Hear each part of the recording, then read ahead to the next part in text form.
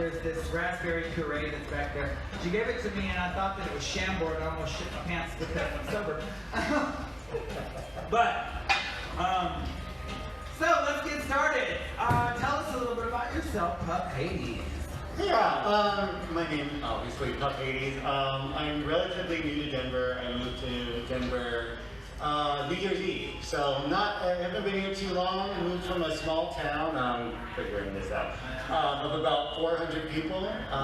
Moved to Colorado when I was about 14, and military brat, just like all over the place. And I've been following pup play for the last 6 years, and when I moved here, found a community and kind of just dove right in. So I'm relatively a new puppy, but I've been following it for, like I said, about this last 6 years. Perfect. Hold it a little closer. Yeah, here. Yeah. Perfect. Yeah. This is my comfort zone. Yeah. Right here. Wow. So does the hood allow for entry? It does. I've never. It does. Has anyone make some noise if you've ever been intimate with a pup? Make some noise. There we go. Okay. This table. And who do you have here with you? So this is my pack. We got some puppies in the house. Make some noise, everybody. Yeah. Awesome. So tell me in your definition how you define kink and fetish. Kink and fetish, yeah. Also, I think it's gonna mirror a lot of what Buddy has to say. Like, I do feel like a fetish is a scene or an object or something that does take you. It's definitely the thing that gets you off. Whereas kink, I feel, can be an interest, a hobby. It could be a community that you get to socialize. There's more like, it could be sexual, but it doesn't have to be sexual space. Right. It's like an interest. Yeah, that was going to be one of my questions concerning pup play, and I guess that kind of answers it. What got you interested in being a pup? So it's actually, like, my journey with pup play started off very awkward. I was dating somebody at the time, and the first time we got intimate, he's like, I'm a pup. I'm like, cool, bro. I was like, what do you want me to do with that information? I just didn't understand. He's like, oh, like, it's pet role play, da-da-da. And he was trying his best to explain it to me, but I had never encountered it in my life. So I was like,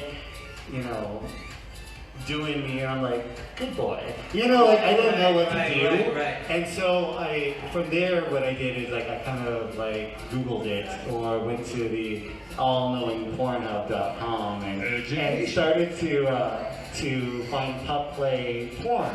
Right. And what really got me going was the gear. Like, I was really heavily focused on the gear, the hood, the harnesses, the tails. I was like, oh, this is actually really interesting. It's fashion. Yeah, it was like, yeah, definitely.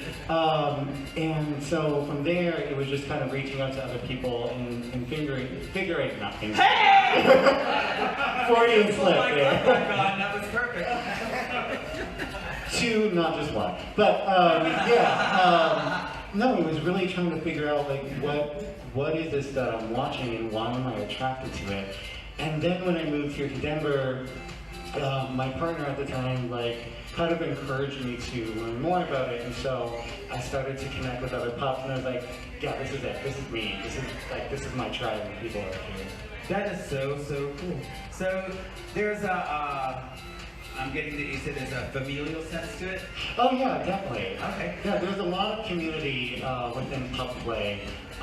We talk a lot about pack dynamics in pup play, like what's a handler, what's a trainer, what's an alpha, beta, omega. But ultimately, at the end of the day, it's a composition of a family unit. And when you can lean into people, almost in the same sense that you would with a drag family. Right. You get to create your own family, and I think that's one of the most attractive parts of pup play. Yeah, so I mean, it seems like it's just like houses, yeah, in a way, similar, not exactly like. Yeah, very very similar. Yeah, awesome. How many hoods do you have? Right now I just have one. Okay. I'm working on ordering a very custom, because a lot of people when they jump into pup play, like we do focus heavily on gear, and gear is expensive, no matter what you're gearing. For sure. And so I was not ready to invest $200 in my hood. So I was like, Amazon, great! And so this is actually my very first hood. Oh. And I have one on the way, and then a custom piece that I'm going to have made by Mr. S, hopefully here in the next 6 weeks, that I want to be more so a reflection of how I identify it. So yeah. Okay. Yeah. And so do pups usually just have one hood? Is it like that? Their identifying look? Well, I think you can identify as a pup without like having gear. identifying colors? Yeah. Well, you know, again, we kind of focus heavily on gear, but you know, with pet play and with pup play, you can identify as a pup without having gear. Like, Okay. of course, like it helps with getting into headspace. I know, you know, especially for me, like I feel more like myself when I have my hood. But you can engage in pup play without a hood. It just, for me personally, it helps me get into that space. There's all sorts of ideas when it comes to colors. Some people think that the colors reflect the hanky code. Some people, it's just like their favorite color. You know, it just really depends on who you're speaking to. Okay. Tell me a little bit about headspace. Headspace, yeah. You know, the whole, you know, my focus when it comes to pup play is escapism. You know, like I have so much control in my everyday life. You know, I have a kind of like a high title job, and I just kind of want to relinquish some of that control and not think so much. And so, going back to maybe some primal instincts, like, you know, using your body to communicate, using not words to communicate with other people. That's, to me, about engaging in headspace is just like a way to relinquish some of like the everyday stressors of my life. Almost like a form of sensory deprivation. Yeah, in a way, you know, and we can take that further. I mean, we can put mitts on that's more gear, Right. and then I'll have use of my hands. You can instruct a partner to only respond in barks and whimpers and body language. You can do that as well, and it helps get into headspace. You know, it's about letting go and being free. Perfect. At the end of the show, we're going to have all of my guests, we're going to come back up here and we're going to take some audience questions too. So be thinking about your questions right now. I think one of the other things I want to know, make sense of alpha and some of the other terms. Sure. Yeah. So pack dynamics. Again, pack dynamics can be a little bit fluid. Like I identify in some spaces as an alpha, especially with my beta. Alpha being more of a leadership, mentorship role to other pups. Beta, I feel like, is kind of like a more free-spirited pup. Like they'll follow direction of an alpha, but they're kind of brat. You know, they're kind of like the rebellious pups, whereas an omega then is like more an obedient pup to the pack. But outside of like pup roles, we also have trainer and handler. They're people that want to interact with puppies that don't necessarily identify as pups. And a handler would be probably closest to like an alpha. They're about mentorship and support and encouragement, but they don't identify as a puppy. Okay, excellent. I think because like I had a lot of questions when we started.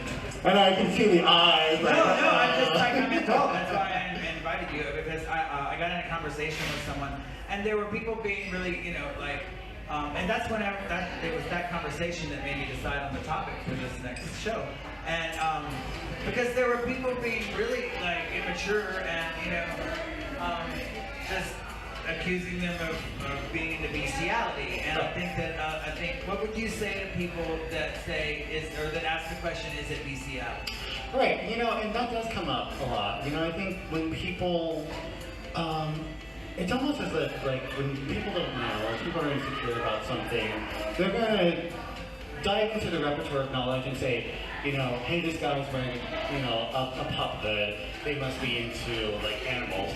When that's not what it is at all. It actually has nothing to do with that. Again, it's about escapism. It's about, you know, like I'm a person that's trying to fall into escapism to relieve some of the pressure and tension of like my everyday life and kind of like find peace in that. Right. Or maybe that sexual pleasure. Whereas like I'm sorry, like, at the end of the day, if you fuck me, you're not fucking a dog. I'm still a person. Exactly. You know what I mean? It has nothing to do Exactly. with bestiality. And that's really what I wanted to, I mean, like, I already definitely know that part. I have plenty of pup friends, and I've, you know, delved in enough to realize that, you know, it was my question at the very beginning, but thanks for clearing that up. Do you have anything else you want to talk about? Bro. Oh, all right. I guess we're about done. Do you have what's coming up for you? Do you have any events that you're hosting or attending? I try to do a live stream every Sunday on my Facebook page that talks about different elements of pup play. Sometimes it's just me rambling and ranting. But other times, like, we bring on other influenced pup or handlers in the community to give their opinions on certain subjects. But also, I want to promote the Pup Mosh is this Friday at Trade. We do it the second Friday of every month. DenPaw is the Denver Pup and Handlers Group. So if you're looking for information regarding pup play, they're a really great group to get familiar with. But I also want to say that pup play is for everybody. And yeah, I encourage you to learn more about it. Beverly, you have any questions over there? No. No? Right. Okay. Okay. Whenever we say bye to Pup Hades right now, I want everybody to bark. Is that cool? Everybody ready? Everybody say bye to Pup Hades!